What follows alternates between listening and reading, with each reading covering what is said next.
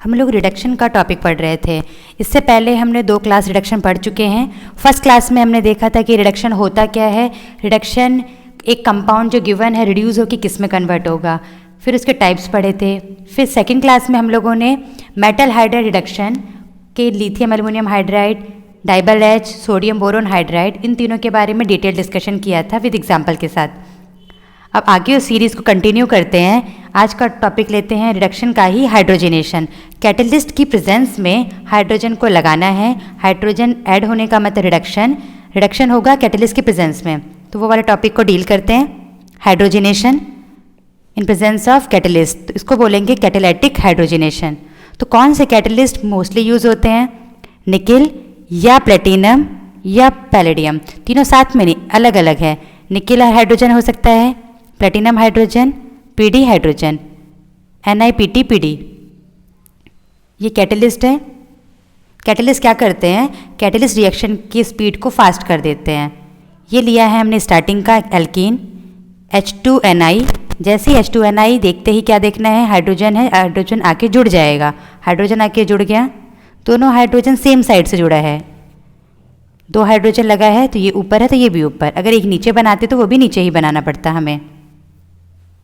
ये बस इसका प्रोसेस देखते हैं। ये है मेटल, जो मेटल लिया है, अगर निकिल है, अज्यूम कर लो कि मेटल निकिल का है। मेटल के ऊपर एक्टिव साइट्स होते हैं। जो मेटल कैटलिस्ट का काम करते हैं उन पे ये एक्टिव साइट्स, यानी इस पे आके कुछ भी चीज़ आके चिपक सकता है। तो देखो पहले H2 लिया। H2 अगर डायरेक्ट रिएक्शन कर रहे थे तो रिएक्शन बहुत स्लो हो रहा था। तो पहले H2 को लेकर आए, मेटल सरफेस के ऊपर आके ये चिपक गया, वो हो गया एड्जॉर्ब, एड्जॉर्प्शन बोलेंगे। सरफेस के ऊपर आके चिपकने को कहेंगे एड्जॉर्प्शन। सरफेस, जितना ज़्यादा सरफेस होगा, एक्टिव साइट होंगे, रिएक्शन उतनी फास्ट होगी। तो ये सरफेस फिनोमेना है। मेटल का सरफेस लिया, कौन से 3 मेटल थे यहाँ पे? Nickel, PD, PT. तो जैसे ही H2 चिपक गए, जो एक्टिव साइट थे वो थोड़े दूर दूर थे। तो जैसे ही वो यहाँ पे चिपके तो हाइड्रोजन हाइड्रोजन के बीच में गैप थोड़ा बढ़ गया। तो यानी ये ईजिली अब ब्रेक हो सकते हैं। पहले ईजिली ब्रेक नहीं हो पा रहे थे। फिर हम लेके आए एल्कीन को। ये एल्कीन है, उसको हम लेकर आ रहे हैं। तो एल्कीन आया तो क्या हुआ? हाइड्रोजन हाइड्रोजन और एल्कीन के बीच में बॉन्ड बन जाएंगे। तो क्या होगा? जैसे ही बॉन्ड बनेंगे तो ये एल्कीन इसको लेके ये पूरा कंपाउंड चला जाएगा।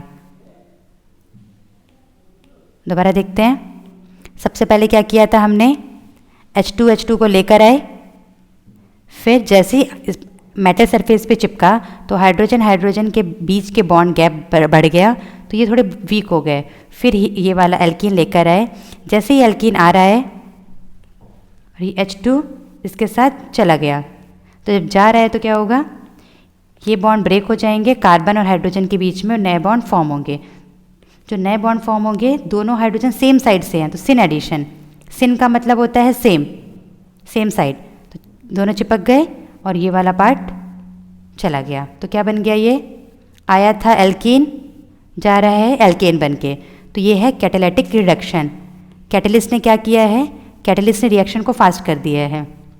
जस्ट एग्जाम्पल कि हाइड्रोजन हाइड्रोजन के बीच में बॉन्ड स्ट्रांग था, फिर ये आके चिपक रहा है, तो कैसे बॉन्ड वीक हो रहा है? एग्जाम्पल जैसे तुम मूवी देखने गए हो, मूवी में अभी कोरोना है तो क्या हो रहा है?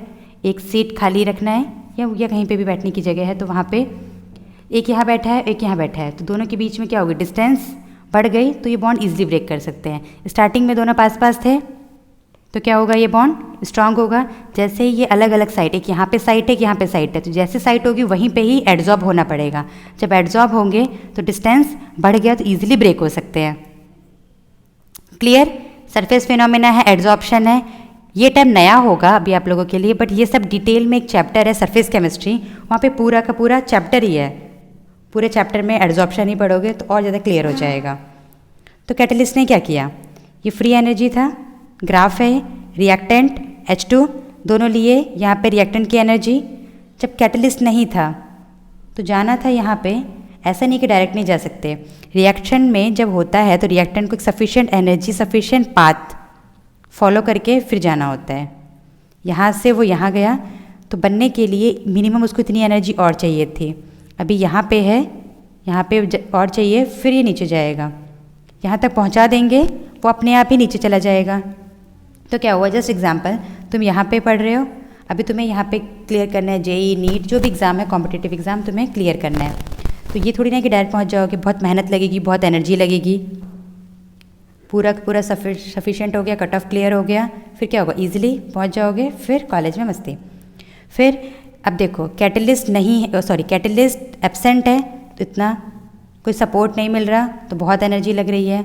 कोई हमें गाइड कर दे रहा है, बता रहा है ये पढ़ना है ये नहीं पढ़ना है, सपोर्ट कर रहा है तो क्या होगा, हमको कम एनर्जी लगेगी, सिर्फ इतनी एनर्जी, फिर डायरेक्टली हम ईजिली अपने टारगेट को अचीव कर लेंगे। जब कैटलिस्ट नहीं है तो बहुत ज़्यादा इफ़र्ट लग रहा है, कैटलिस्ट है तो शॉर्टकट पाथ दे दिया। कैटलिस्ट ने क्या किया, इनिशियल और फाइनल पॉइंट को चेंज नहीं किया, क्या किया है, बस शॉर्टकट अल्टरनेट पाथ। ये सारा पार्ट डिटेल में है केमिकल काइनेटिक्स में, थोड़ा आइडिया होना चाहिए, सबको आइडिया बताते चल रहे हैं कैसे होगा। ये स्टार्टिंग था, ये एंड पॉइंट है। इन दोनों के बीच की एनर्जी के डिफरेंस को कहेंगे डेल्टा एच। डेल्टा एच का मतलब होता है हीट ऑफ हाइड्रोजिनेशन। हाइड्रोजन आके जुड़ रहे हैं तो कितना हीट गेन हो रहा है या लूज़ हो रहा है, उस जितने भी होंगे उसको बोलेंगे HOC, heat of hydrogenation. Definition देखते हैं, energy released when 1 mole of organic compound is hydrogenated. उसको डेल्टा एच से रिप्रेजेंट करते हैं। शुरू में ज़्यादा एनर्जी थी, बाद में बहुत स्टेबल हो गए, कम एनर्जी। तो इस प्रोसेस में पहले तुम्हारे पास ज़्यादा एनर्जी था, बाद में कम, तो क्या हुआ, तुम्हें कम चाहिए, पहले ज़्यादा था, तो क्या करोगे, एनर्जी रिलीज़। एनर्जी रिलीज़ का मतलब प्रोसेस होगा एक्सोथर्मिक। इसको शॉर्ट फॉर्म में बोलते हैं HOC। अभी तो शुरुआत है, बाद में इतने शॉर्ट फॉर्म पढ़ोगे। मुझे याद है कि कॉलेज में जो डीन ऑफ स्टूडेंट अफेयर होते हैं उनको डोसा बोलते हैं। तो एक मेरी सीनियर थी, वो बोल रही थी कि मैं डोसा में जा रही हूँ, तो मुझे लगा डोसा तो खाने का होता है, उसमें कैसे जा रही है ये। तो शॉर्ट फॉर्म अभी से आदत डाल लो, हर चीज़ का शॉर्ट फॉर्म तुम भी बोलोगे। यहाँ पे शॉर्ट फॉर्म किसका है, HOC, heat of hydrogenation. Catalyst ने क्या किया, शॉर्टकट दे दिया, प्रोडक्ट वही बन रहा है, सिर्फ अल्टरनेट पाथ। अफेक्ट, ये वाला पार्ट भी क्या करना है, स्टार्टिंग में रीड करना है। अगर सिर्फ बोर्ड के लिए प्रिपेयर हो रहे हो तो ये वाला स्लाइड स्किप कर सकते हो, कॉम्पिटिटिव एग्जाम के लिए है तो एक बार देख लो। तो कैटलिस्ट क्या कर रहा है, ये वाला पार्ट होमोलाइसिस है, दोनों इक्वल पार्ट में टूट रहे थे, डबल बॉन्ड था, एक यहाँ जुड़ा एक यहाँ जुड़ा, इक्वल, तो होमोलाइसिस, होमो मतलब इक्वल। सरफेस फिनोमेना है, जो ये एड्जॉर्प्शन हो रहा है, तो एड्जॉर्प्शन के दो पार्ट है, फिजोसॉर्प्शन, कीमोसॉर्प्शन। यहाँ पे बॉन्ड टूट रहे हैं तो कीमोसॉर्प्शन है। कैटलिस्ट, फिर हाइड्रोजिनेशन हो रहा है। ये प्रोसेस एक्सोथर्मिक, क्योंकि एनर्जी रिलीज हो रही है। H2 और D2 दोनों को मिक्स करेंगे कैटलिस्ट में, तो H भी टूटेगा, D भी टूटेगा, तो बहुत सारे HH ब्रेक हो गए, DD ब्रेक हो गए, तो क्या हो जाएंगे, सब मिक्स हो जाएंगे। तो दोनों आइसोटोप्स क्या हो जाएंगे, स्क्रैम्बल। तो कहीं पे H जुड़ेगा, कहीं पे D जुड़ेगा, कहीं पे H2, कहीं पे D2 मिक्स हो जाएंगे। कब, जब कैटलिस्ट की प्रेजेंस में है। तो कैटलिस्ट क्या कर रहा था, उन दोनों के बॉन्ड को तोड़ दिया, तो जैसा आएगा वैसे चिपक जाएगा। कैटलिस्ट नहीं है तो ऐसे ब्रेक नहीं होंगे, कैटलिस्ट के प्रेजेंस में ये स्क्रैम्बल हो जाएंगे। कौन कौन से कैटलिस्ट लिए थे, H2NiPd। जनरली क्या होगा, एसिड, ईस्टर, अमाइड को ये वाले कैटालिटिक रिडक्शन नहीं होगा। बाकी रिडक्शन अभी हम देख रहे हैं क्या होगा। ये स्लाइड में बहुत सारे नए नए टर्म है, स्टार्टिंग में पढ़ रहे हो तो नए टर्म लगेंगे, अगर 12th में बहुत से चैप्टर्स पढ़ चुके हैं तो ये वाला टर्म सब नया नया होगा। वहाँ पे जब पढ़ोगे तो बोला जाएगा कि ये वो टर्म तुम पहले पढ़ चुके हो, अब ये टर्म वहाँ पढ़ोगे। तो इसीलिए आइडिया लगाओ कि क्वेश्चन जब आएंगे तो सरफेस केमिस्ट्री में हाइड्रोजिनेशन भी एक सरफेस फिनोमेना है, कैसे आके जुड़ रहा था हमने प्रीवियस देख लिया है। एक टर्म है हेट्रोजीनियस कैटलिस्ट, का मतलब है जब कैटलिस्ट और रिएक्टेंट का फेज डिफरेंट है। फेज मतलब वो सॉलिड, लिक्विड, गैस, दोनों अगर डिफरेंट फेज में होंगे तो बोलेंगे हेट्रोजीनियस, सेम फेज होगा तो होमोजीनियस। तो जो H2 को हम निकल में डाल रहे थे, ये PD, ये सारा पार्ट क्या था, ये वाला पार्ट है हमारा हेट्रोजीनियस कैटलिस्ट। इतना सफिशिएंट है नाम जाना, बस हेट्रोजीनियस कैटलिस्ट। होमोजीनियस का मतलब कैटलिस्ट सॉल्युबल हो रहा है, का मतलब सेम फेज होंगे, जो रिएक्टेंट का फेज है वही कैटलिस्ट का। एग्जाम्पल ही सफिशिएंट है, बस देखना है ये क्या है, इतना बड़ा नाम पूरा याद नहीं रखना है, बस देख लो, ऑप्शन में ऐसा कुछ दिख जाएगा, टिक मारना है। चाहे वो वाला हेट्रोजीनियस हो या होमोजीनियस, दोनों में होगा सिन एडिशन। क्या था सिन एडिशन? दोनों सेम साइड से जुड़ रहे थे, वो है सिन एडिशन। ऊपर हमने एल्कीन का देखा था, अब देखते हैं एल्काइन। एल्काइन में यहाँ पे 3 बॉन्ड है, हाइड्रोजन आया, ये हाइड्रोजन यहाँ चिपका, ये यहाँ पे चिपका, तो दोनों सेम साइड से हाइड्रोजन आके चिपक गया है, बॉन्ड बन गया है।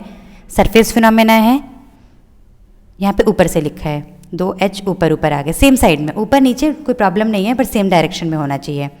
और फर्दर रिड्यूस कर रहे हैं तो क्या हो जाएगा, नीचे भी आके अटैच, एक सिंगल बॉन्ड बचेगा, किस में कन्वर्ट हो गया, एल्काइन, एल्केन में। एल्केन है सबसे सिंपलेस्ट वन, तो वहाँ तक हमें कन्वर्ट करना है।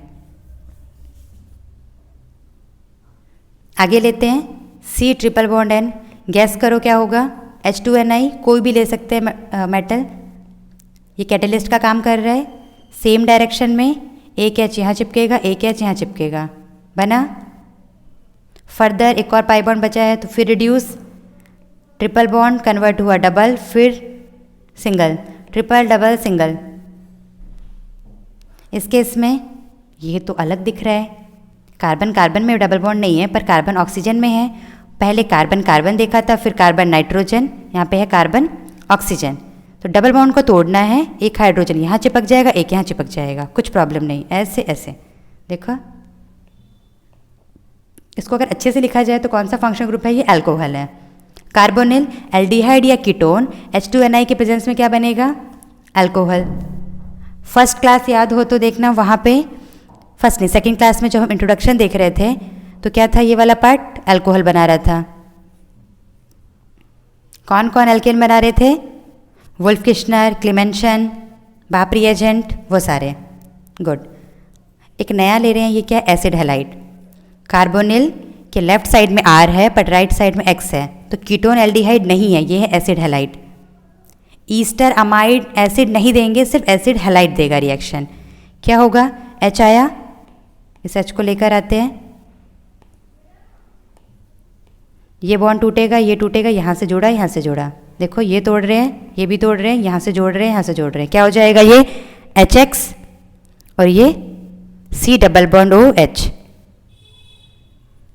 फर्दर ये बॉन्ड तोड़ा, यहाँ से H जोड़ा, यहाँ से H जोड़ा, डबल बॉन्ड था, अब सिंगल O बचा, तो अल्कोहल। अब अल्कोहल के आगे और फर्दर नहीं, बस अल्कोहल बन गया।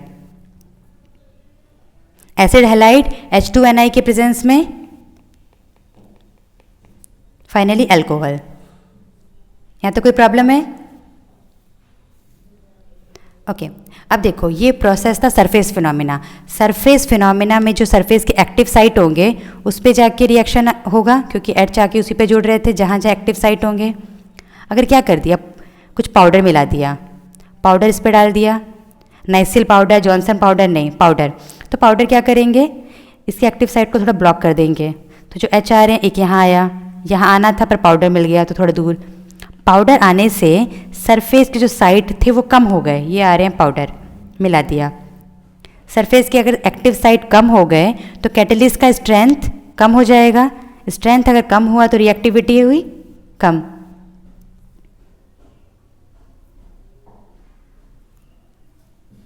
तो ये वाला पार्ट है, ये ट्रिपल बॉन्ड लेना था, ये रुको एक मिनट, इसको करेक्ट कर देते हैं।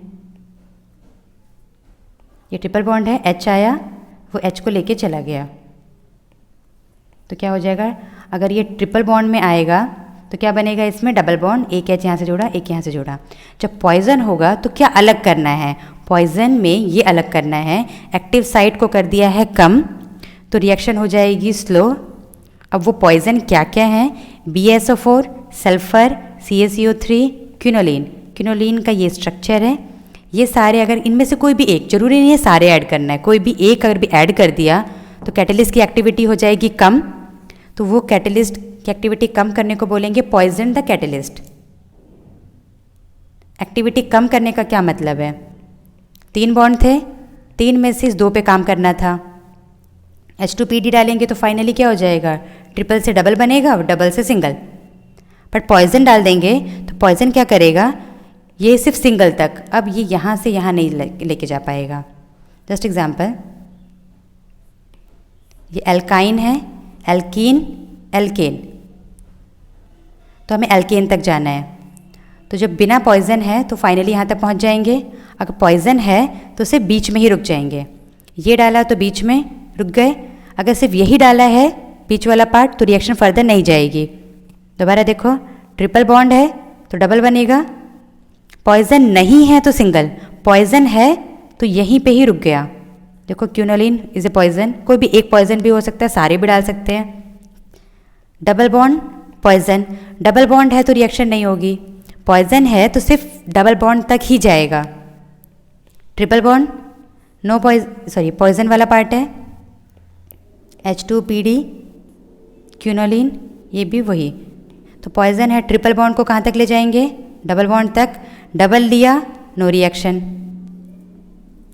एसिड हैलाइड में भी 2 के बराबर हो रहा था, भाई ये बॉन्ड तोड़ रहे थे, एक बार ये प्रीवियस जगह पर चेक कर लो, ये बॉन्ड और ये बॉन्ड तोड़ रहे, 2 को तोड़ना है। पॉइजन है तो क्या होगा, सिर्फ एक को टूटेगा, ये टूटेगा और ये आगे फर्दर रिएक्शन नहीं होगी। बीच वाला पार्ट दे दिया है तो नो रिएक्शन। तो पॉइजन है तो किस किस को रिड्यूस कर रहे थे, ट्रिपल बॉन्ड को और एसिड हैलाइड को। अगर पॉइजन में डाल रहे हैं BSO4, जैसे BSO4 डाल देंगे तो नेम रिएक्शन, ये एक दूसरा नेम रिएक्शन हो जाएगा। कर तो हम हाइड्रोजिनेशन ही रहे हैं, रिडक्शन में भी अलग अलग रिएक्शन है, तो अलग अलग साइंटिस्ट ने रिपोर्ट किया था तो उसका नाम अलग है। क्या है इसका नाम, रोजेनमन रिडक्शन। अभी नया नाम है तो बाद में तुम्हें अच्छा लगेगा, क्या नाम है, रोजेनमन, कितना सुंदर नाम है, रोज। ठीक है, H2PD BSO4, BSO4 एक पाउडर है, पाउडर डालने से क्या होगा, ये पॉइजन है तो कैटेलिस्ट की रिडक्शन रिएक्टिविटी को करेगा कम। एसिड हैलाइड लेंगे तो क्या बनाएगा, सिर्फ एल्डिहाइड तक। ट्रिपल बॉन्ड लेंगे डबल बॉन्ड तक, ट्रिपल बॉन्ड नाइट्राइल इमीन तक। H जुड़ेगा same side cis alkene, syn addition, बस नाम चेंज हो गया है। 3 को ही रिड्यूस करेगा, बाकी सारे नहीं, ईस्टर अमाइड कुछ नहीं, सिर्फ ये 3 याद रखना है। लास्ट में कॉलम बना लेंगे, कौन किसको रिड्यूस कर रहा है, ऐसे कॉलम करके, तो कॉलम को देखेंगे 3-4 बार, क्लियर। ये क्वेश्चन JEE एडवांस का है, ट्राई करते हैं। डबल बॉन्ड है, यहाँ ट्रिपल बॉन्ड है, ये Me है CH3, H2PD BSO4, ये किसको रिड्यूस करेगा, डबल बॉन्ड को नहीं, ट्रिपल बॉन्ड को यस। तो ट्रिपल बॉन्ड को जब रिड्यूस करेगा तो ये वाला पार्ट एज इट इज़, ये कार्बन 1 2 3 कार्बन 1 2 3, जो हाइड्रोजन जो आएंगे वो सेम साइड से आएंगे, तो CH3, ये CH3 ऊपर चला जाएगा, ऊपर यहाँ पे 2H, तो कैसा दिखेगा ये हमारे syn addition, same side H syn addition. ये वाला पार्ट सिस था, ये भी सिस है। ऐसे छोटे छोटे क्वेश्चंस हैं, इसीलिए छोड़ना नहीं है ऑर्गेनिक केमिस्ट्री को, अभ्यास करो, प्रैक्टिस करो, हो जाएगा।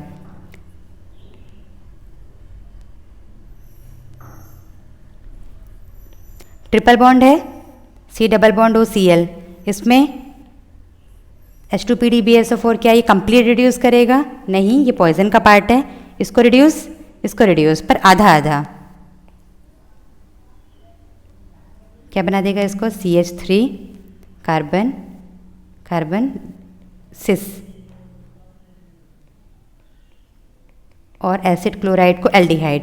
बोलो रोजेनमैन रिडक्शन क्या है, स्पेशली बुक में रोजेनमैन को इसी पार्ट में लिखा गया, एसिड हैलाइड को, एसिड हैलाइड बन जाएगा एल्डिहाइड, ये पॉइजन वाला पार्ट है, कंप्लीट नहीं रिड्यूस होगा, एसिड हैलाइड बन जाएगा एल्डिहाइड में, एल्काइन बनेगा सिस एल्केन में। क्या था poison, BaSO4 barium sulphate. Poison में बेरियम की जगह अगर CaCO3 ले लिया, क्यूनोलिन ले लिया, तो नाम चेंज हो गया, काम पूरा सेम है, नाम चेंज है। इसका नाम है लिंडार कैटेलिस्ट। लिंडार कैटेलिस्ट क्या करेगा ये, एल्काइन है, ट्रिपल बॉन्ड है, उसको बना देगा डबल बॉन्ड में सिस एल्केन। कैसा addition, syn addition, poison palladium catalyst, poison कर दिया है पैलेडियम कैटेलिस्ट को। पॉइजन का मतलब पूरा नहीं खत्म करना है, एक्टिविटी को स्लो कर देना है। ट्रिपल बॉन्ड को बना देगा डबल बॉन्ड। क्यूनोलिन का स्ट्रक्चर, लिंडार कैटेलिस्ट क्या करेगा, एल्काइन को एल्कीन में, पर कैसा एल्कीन, सिस एल्कीन को।